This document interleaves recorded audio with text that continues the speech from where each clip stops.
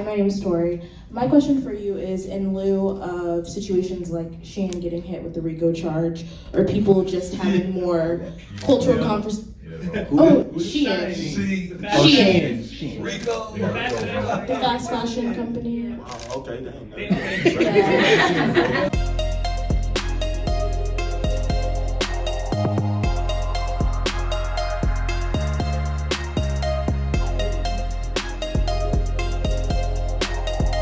Yeah. Jordan Bentley here, owner of Hypland, the infamous, notorious, cool guy, all right. Vanya Hotaku here. So first question I want to get off. We've seen the moves you made essentially with Sonic, Yu-Gi-Oh, Dragon Ball Z and everything. I want to talk more about the licensing of that. How does one go about securing licensing with one of these big major brands and things of that nature, and what's some advice you would give regarding going that route? Okay, so for me, first off, before you go get into licensing, I recommend anybody kind of like map out the direction they want to take for their business and like understand like the ins and outs of like licensing and like the benefits of like why they want to get into that space first. I think there's a lot of positives, but also a lot of like creative freedoms that you lose when you jump into licensing. So that's like first of all. I mean, obviously there's upside to that same thing, but you have to really assess like how seriously you want to be in that space. As far as getting into it specifically though, I recommend anybody just kind of going to Licensing Expo. It's once a year in Vegas. Everybody's there. And the main thing that most of these companies are really looking for is like how you can kind of add value or bring some relevance to their brand.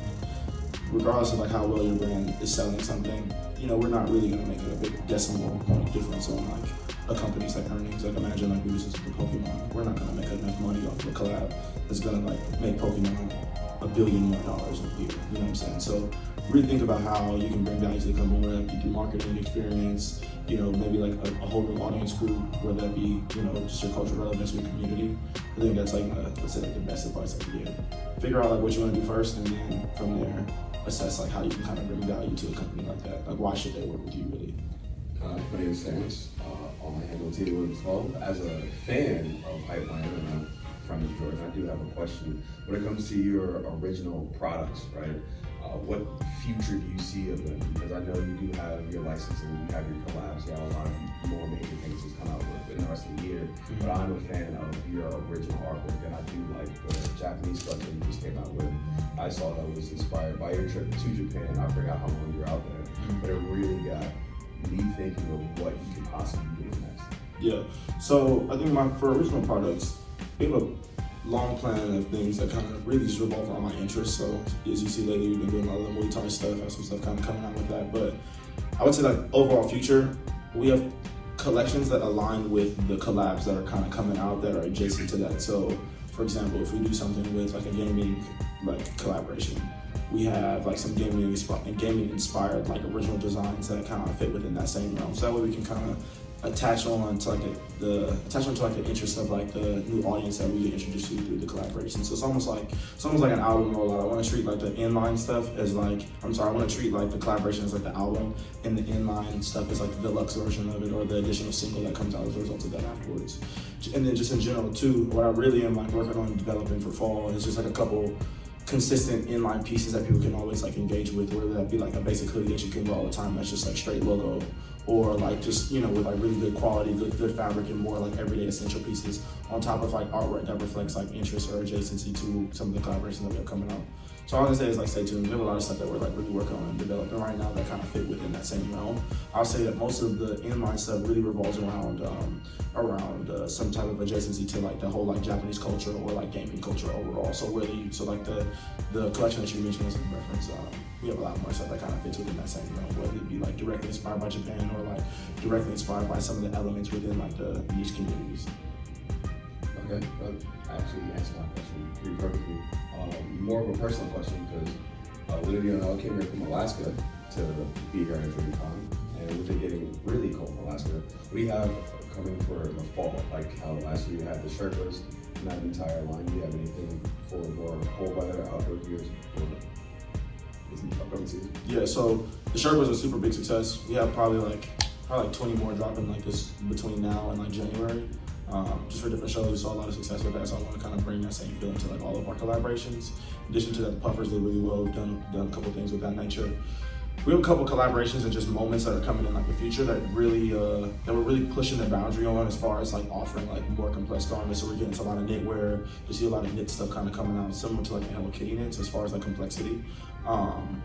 But in that same realm, we have a lot more like diverse offering kind of coming, a lot more cutting. So what I'm really trying to work on with Hypland and kind of going forward is like separating ourselves even further with like a lot more cut and sew. You know, the t-shirts and stuff do well and they're like nice quick moments, but how can we kind of bring that entree moment with like some of the higher end or like more thought out and developed pieces. So you'll see a lot more jackets, you'll see a lot more like technical stuff.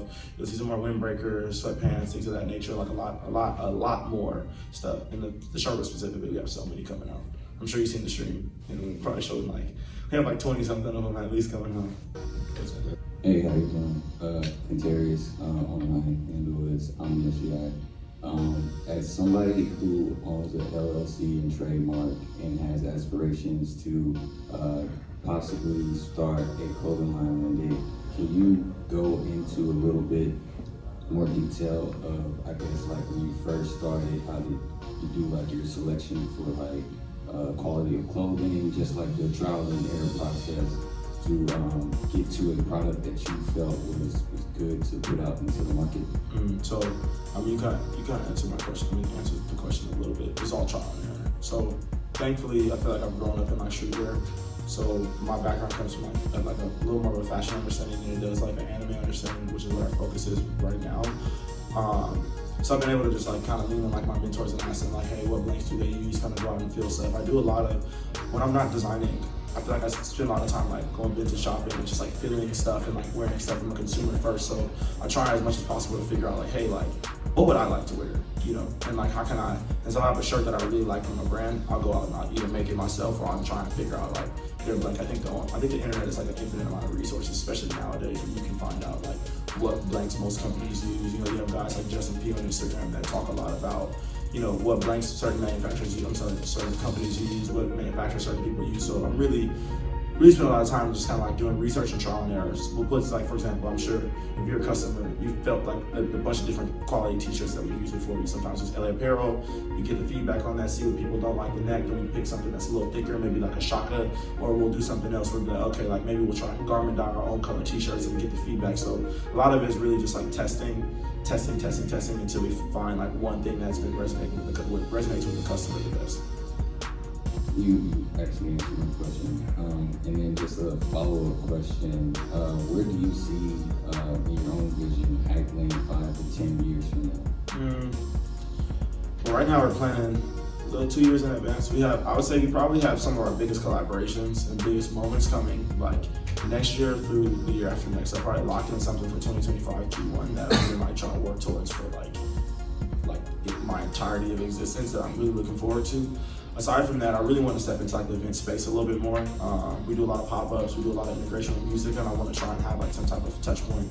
People don't know this, but I'm opening a store and I'm opening a store either probably in January maybe. I'm aiming for my birthday, but I don't think it's gonna happen. I actually signed a lease for it to do a walkthrough of the space on one day as soon as I get back. So that's one thing that we're really working towards. But that's gonna be like a really big moment for the brand. Just like really trying to increase like the community for the brand, just being able to give some people like a physical place where they can kind of all congregate and like link up with one another and just kind of like be a place where we're like working out of, and like you just have like a more like on hand sense from like consumer perspective for the brand. So I don't know, I'd say in 5 years, just kind of growing that piece out. I know we're hopping into gaming a lot more. I know the anime piece is something that we've got unlocked, but I really want to try and take over these adjacent categories within like the world of like just like nerd culture in general. I think like anime was most known for that, but I think like with the success of Sonic, like I want to really dive into like the gaming and adjacent world, whether that be through music, through like working with different artists, working with like just different things that kind of align with the same interests of our stuff. So whether that be like a visual artist that makes like a certain type of stuff, or like, you know, like a collaboration with another brand, or like Street Fighter as an example, or something like that, you know, work with that kind of like world. So we're really gonna like branch out and do a lot within that space. And then obviously like elevating the collections and things like that we offer, and like just having a bigger and more diverse range of like product. Right now I feel like we focus a lot on t-shirts, but in the next year I'm trying to like really develop and like do a lot more cut and sew, and like eventually get to the point where we can have like a runway show, but it's more so community focused, not so much like this high end like posh kind of community, kind of like breaking down the walls for that. So yeah. Cam here from Urban Anime Lounge. This one is more so a personal question for me. So like, there's a lot of big dudes that like vibe with your designs, but like there's a thing in the space that like when you go shopping for like an anime shirt or anime design, they only have a 2X or they only have a 3X, and the 3X is really a 2X, or the 3X is a 2X XX from Japan, and it's really a large. Have you ever thought about collaborating with like a company like Destination DXL or something? Because you have the licensing for a lot of the brands, so you can like collab with them and put out clothes for like big and tall people, and like expand your sizes up to like 4, 5, 6X. You ever thought about anything like that? Well, honestly, I've never heard of the company before. I'm open to it. I know we do some stuff. We've done like up to 4X before, but it just kind of depends on the collaboration. I'm open to doing it. I think for us, it really just is an assessment of need. Like we'll try it sometimes, but I don't think we always have like the biggest, a bigger size audience more so. Like I said, I'm open to it for sure. I have no problem. I think that if our consumers ask us for bigger sizes, like I'm open to making something. It really costs the same amount as everything else. It doesn't hurt us anything to just kind of try and do more stuff. And to be honest with you, I say like XL through like 3XL are probably our like most popular sizes. Like everybody wears oversized stuff nowadays too, so even more so the reason for people to be buying bigger stuff. So I'm open to it for sure. So my name is Coy. I handle Coy Motion. So I like review anime clothing brands, and I don't know if you do sponsorships or anything like that, but if you've done sponsorships, why do you do it? And if you don't do sponsorships, why? So we don't do direct sponsorships, but we do seeding though. Lately we haven't been seeding at all just because our team has been like compact down a little bit more. So I've been taking on like a lot more workload for like other people. But I'm planning to get back into seeding. We do like press kits and stuff like that, especially around new releases. That's actually a big goal of us for the near upcoming future, just to kind of increase our presentation and just have like a better like seeding representation as it relates to like TikTok and social media, and like sending things to people like you who review the brands. So I know you have your audience, your community, and I think people really trust your voice. So I mean, if you want to get into that, just shoot me a DM. I'll keep it in mind because we haven't started it again yet. But once we do, I'll keep you in the loop and put you in our database and kind of get some things going. I really appreciate that. Yeah, of course. Vanya Hubtaku here. So I actually want to speak regarding marketing. And one of the things I think y'all are doing right is Instagram, things of that nature. Y'all be boosting y'all posts and stuff to reach mass audiences. I know that typically on the internet specifically, they try to frown upon things like boosting and stuff, but I stand behind it and for it.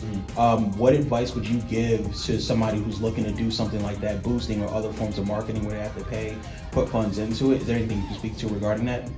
I think honestly spending money on marketing is probably the most important piece of your business, to be honest with you.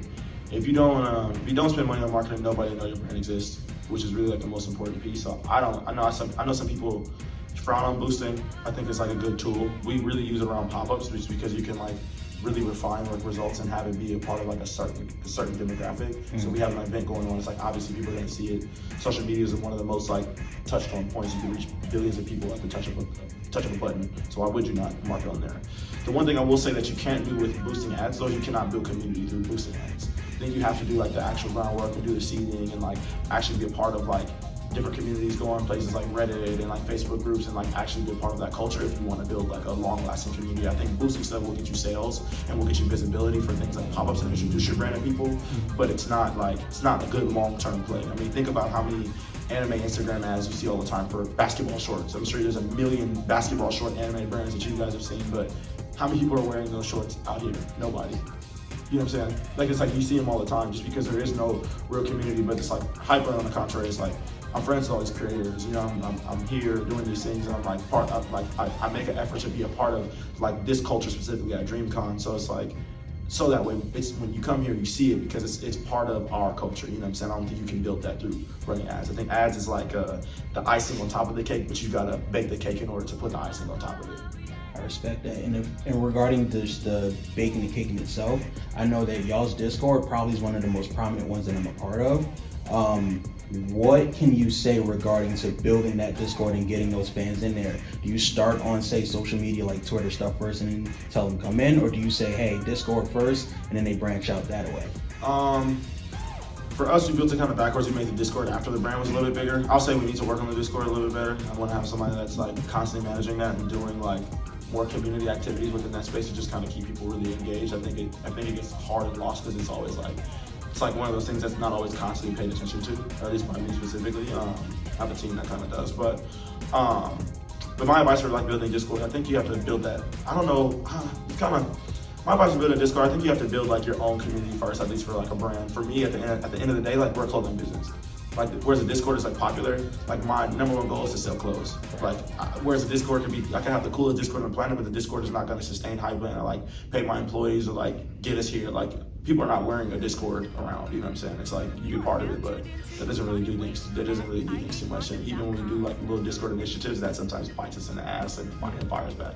Especially with these like free t-shirts and mystery boxes and all these little things that I try to do for the community, they don't always like hit as much as I think they would.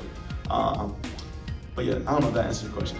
No, it did. And that's all I wanted to say regarding the Discord. But the one thing I want to say to you, your customer service regarding one Discord and email, everybody on top of it, so they deserve credit on that front. I'm glad you like our customer service because that's a piece that I think can be drastically improved. They treated me good, bro. I'm glad that's your experience. I'll relay that to them actually. So one question I had, I know you're licensed, but I know there's a lot of like unlicensed brands going about. So how would you like try to see, like, would you try to get licensed, unlicensed? Because I know like you make a Naruto shirt, you're good because you're partnered with them. But let's say like I did it, I make too much money, they're coming knocking. So like, do you think like how would you prevent that type of thing? I mean, I think that there's ways around, like, people coming knocking. I'm not gonna give you any advice on that, unfortunately. I think you I just can't. But as far as like, I don't know, I think that there's ways to navigate both and like advantages to both. Me personally, I'm not so much worried about the unlicensed stuff because if I wanted to be a dickhead, I could send it to them and get everybody's brand shut down, but I'm not that guy. Then I think there's enough money around in the community. I feel like unlicensed stuff really fuels creativity. I love seeing the stuff that people who are not licensed make, just because they don't have the restrictions that I have and they can move at like the speed of sound as it relates to like something happening in the anime community or anime world or a TV show, whereas I can't.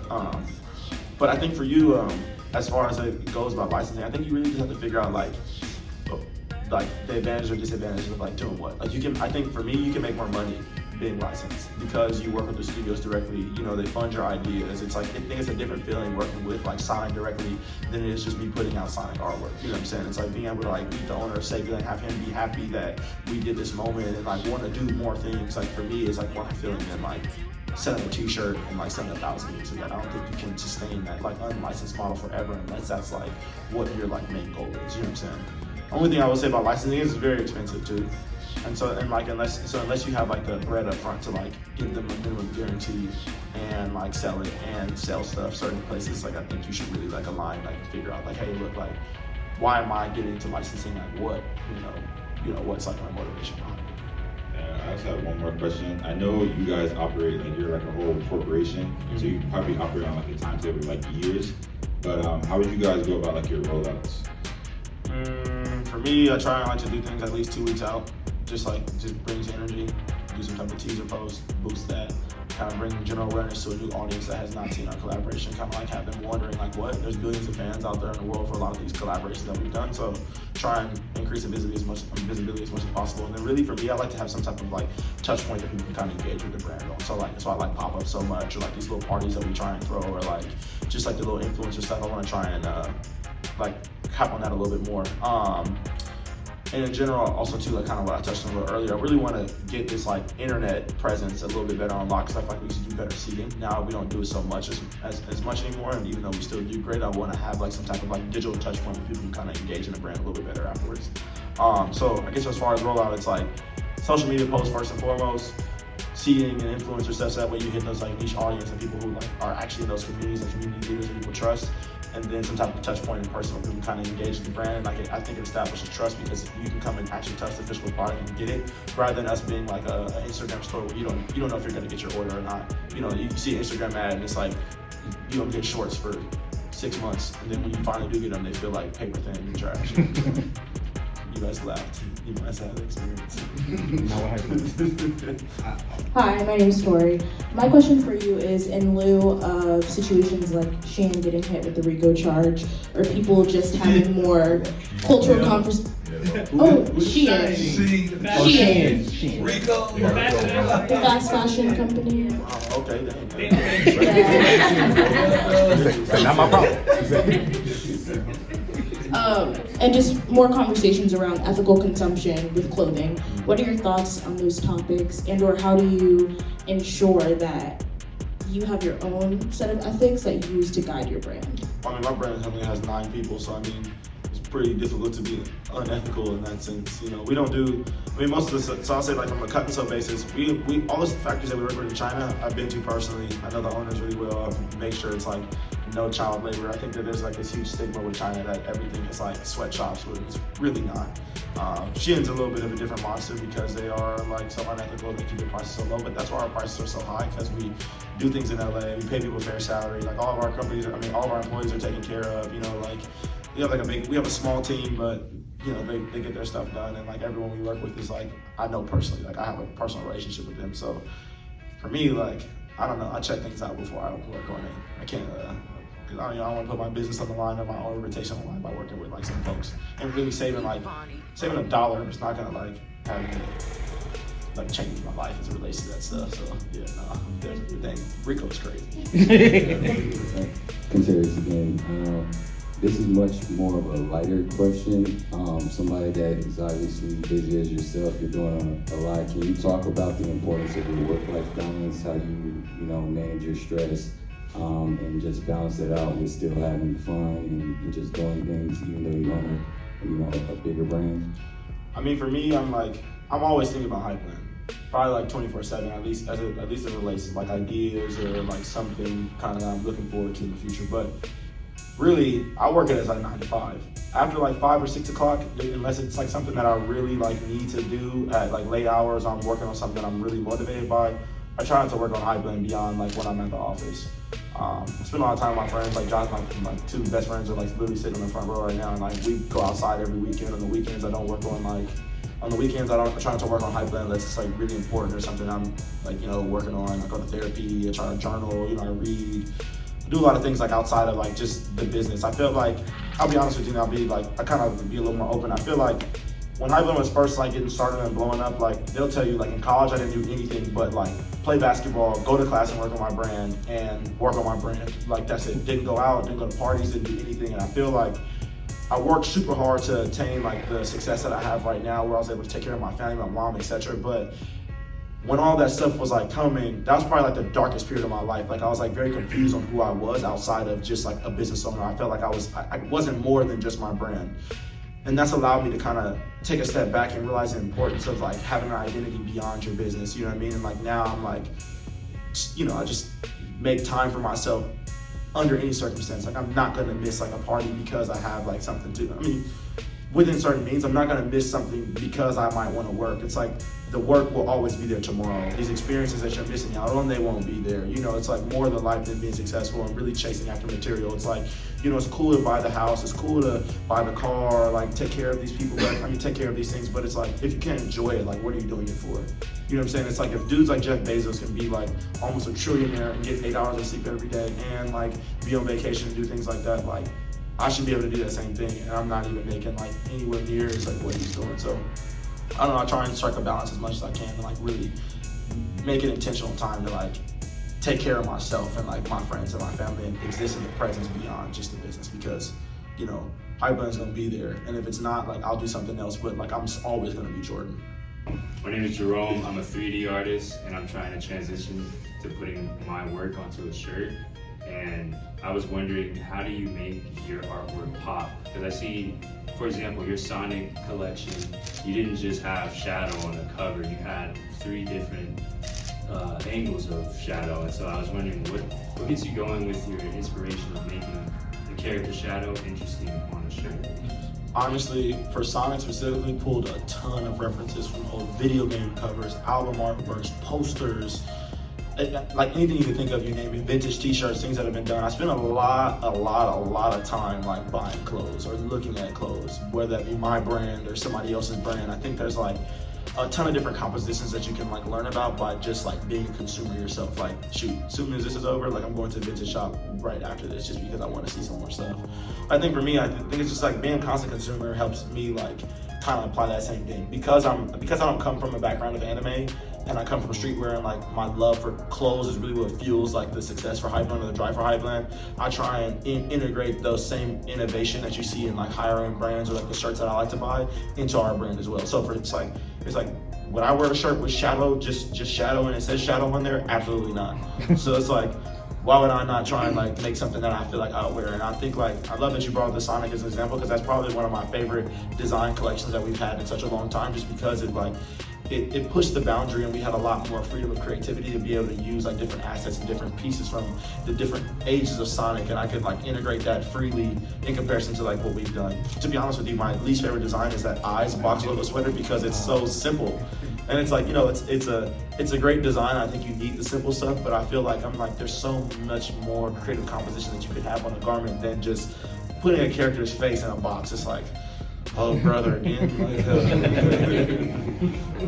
If you like the eye stuff, I don't judge you though. It's cool, but it's not my favorite. Yeah, 100 is hard though. Huh? 100, that's hard. Yeah, see, we'll see that. And then like even with that same thing going to the color base, it's like, if I have to do something simple like eyes, I want to try and experiment with like more colorways or something that will at least bring it to make it a little more interesting. It's like, let me put it in like rhinestone if you guys like eyes, or let's like add this, like let's spark this up so that way it looks a little bit different. I could add like a little more of a tasteful flavor onto design than just being like, here's an asset, enjoy. Like I feel like we have enough Walmart Hot Topic t-shirts that just slap the character on there and be done with the day, you know.